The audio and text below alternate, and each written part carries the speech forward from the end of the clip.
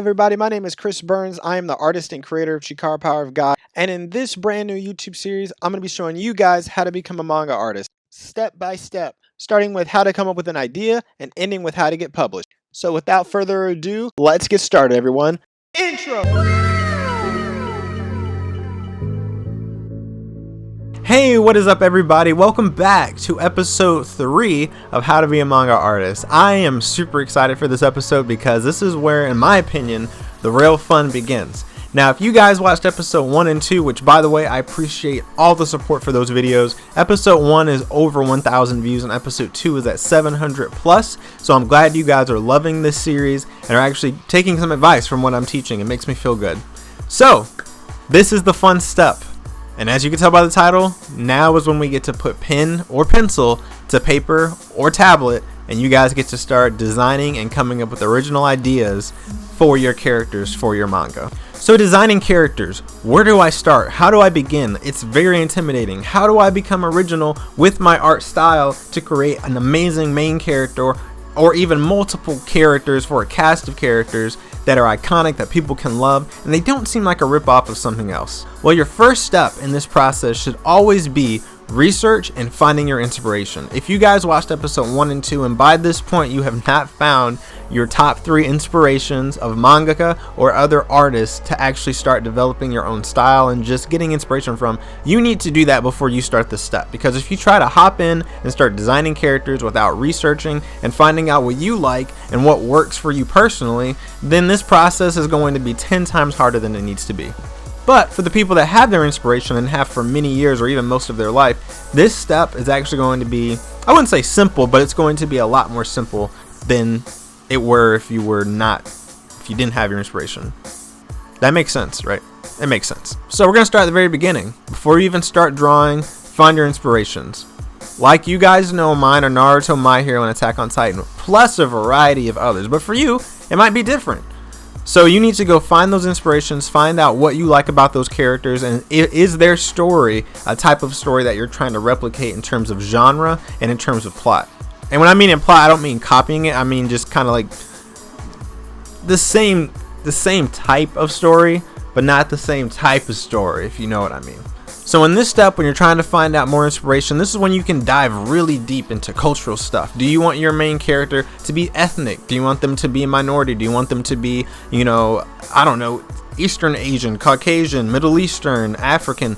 I don't know what you guys are trying to write. I don't know what you guys want to draw, but this is when you start writing down those key things. And when I say write, I mean write them down. Do not try to draw when you're coming up with this step, because you're not really gonna, I wouldn't say you're not gonna come up with something cool, but it's not gonna be to your liking. Make a list, write down, for example, if you want to be black, black character, male, female, male or female, height, weight, personality, all of that's going to be in a list, even in a small like kind of paragraph format. That way you can kind of know, okay, this is my foundation for this character.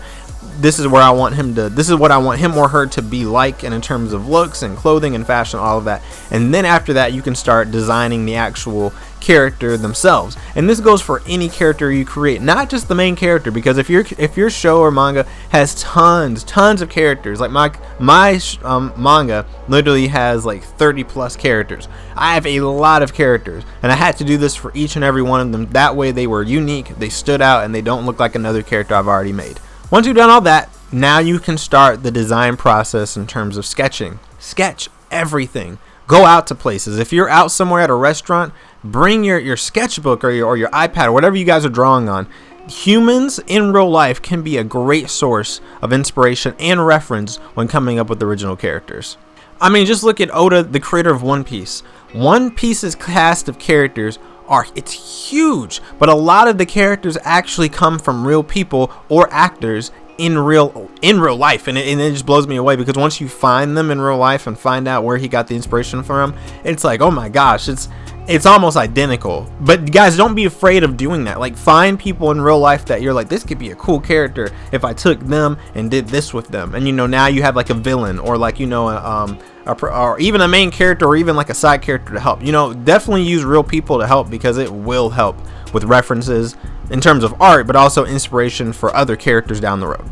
So when you're trying to sketch and come up with these ideas, the big question I get is, how do I find my style?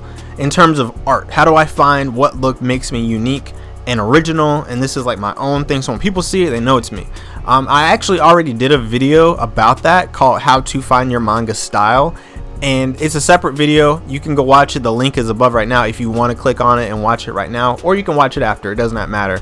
It's not technically going to be a part of this series, just because I did it a while ago, and it's not in the format of this. But if you guys want it to be in this series, I can always rename it, re-thumbnail it, and put it in as an episode, either part 2 of this or even like just another episode after this, if you guys want it just in this playlist. That's gonna be a personal thing. I'm not asking you guys to like do that now, but if you want, comment it and I'll do it. So theoretically, you've watched that video, you now have some understanding on how to find your manga style. Once you find your manga style, now it's time to develop more characters. Figure out like how many lead characters do you want? Do you want just a overall one character protagonist that's a male? Do you want it to be a protagonist that's a female? Do you want it to be multiple protagonists, but the story kind of focuses more on one rather than all of them? These are all things you're gonna have to think about and really, buckle down and see like what do you want your story to be about and what character is going to best represent that story for you. My story, Chikara, focuses on one character named Kurisu, but overall there is a lot of characters within the series that play a substantial role in the series. Diaz and Kalani are supporting characters to the lead role, but they're not the main character, if that makes sense. There always has to be a main character that the story follows, but that doesn't mean you slack off on making other characters that help with your world building and help influence your main character throughout the story. So definitely keep that in mind. The more the merrier, but if you can't draw 30 characters, no one's asking you to. You can have a solid 5 and roll with that. So while you're sketching and coming up with your lead character, figure out what personality works for the genre of story you're trying to create. If you're writing a shonen, make sure your main character is likable and lovable. Don't make him like really mean and just kind of like, I'm gonna kill everybody. Don't make him a Bakugo, because even though Bakugo's in a shonen manga, Bakugo's not the main character, and after a while people are gonna be like, oh my gosh, like this guy is just he's so mean or he's so grumpy, like I'd rather follow this character. Think about if My Hero Academia was centered around Bakugo and Deku was the supporting character. It would be weird. People would like Deku more, and then it's kind of at that point it's just like, why isn't he the main character? So don't do that. But if you're writing a dark anime or like something a little bit more I don't know, gory like Tokyo Ghoul or Attack on Titan, the main character could be a little dark because he's living in a universe which isn't that happy. So depending on what you're writing, make your character adjust to that world that you're writing. That's all I'm saying. Theoretically, you're at this point now. You've written out all this information from all your characters that are going to be in your manga. You have like 10 plus characters, and one main character. But it's like after you've drawn them, and maybe even you do have a design right now that's pretty solid. You're like, I'm gonna roll with this. This is a cool design. Awesome. Now it's time to start making character sheets. Now, character sheets can help you, but sometimes not a lot of people do them. Me personally, I don't do a lot of character sheets, like really formal character sheets like you're seeing on the screen with Nomad. This one was just kind of fun for this video to show you kind of what a character sheet could look like for you. Some people go like really in depth with them. Some people are just really simple. It's just a body shot and maybe like 2 headshots and the name, and that's it. But some people like Kohei actually write out a whole like paragraph on like what they like and dislike and all this kind of stuff. That is completely up to you if you need that. You can also just use that as kind of almost like B-roll or just stuff to upload to your fan base on Instagram or whatever you're putting your stuff, just to get people excited, like, hey, like new character alert, this is what they like, or this is what they're about, this is what they look like, get excited, they're coming in chapter A, B, and C or whatever. That's a good way to get fans, motivated to read your stuff, because if they see that you're cranking out tons of characters and they're unique and different and exciting, they're going to want to read your story to figure out how they interact with your world.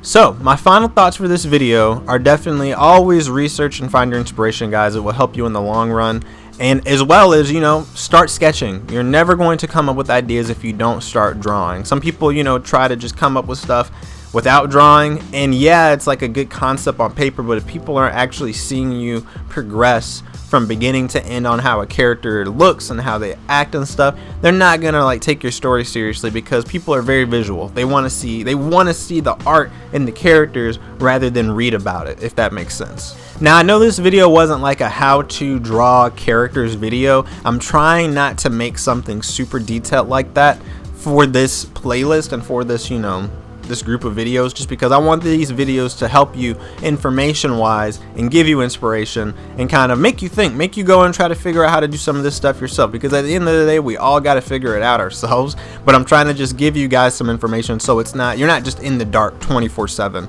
I'm trying to just help you guys out just a little bit to where now you can kind of take the next step by yourself and start, drawing and creating and coming up with some amazing things. I hope you guys enjoyed this video. I hope you guys enjoyed the illustration. Nomad makes his debut in book 4, as well as so many other characters that are coming out, guys. I am super excited. Like 30 plus characters. I didn't even realize I had that many until I counted, and I was just like, oh my gosh, like I have so many. But it's super excited. I love them all. They're all like my children. They're all amazing.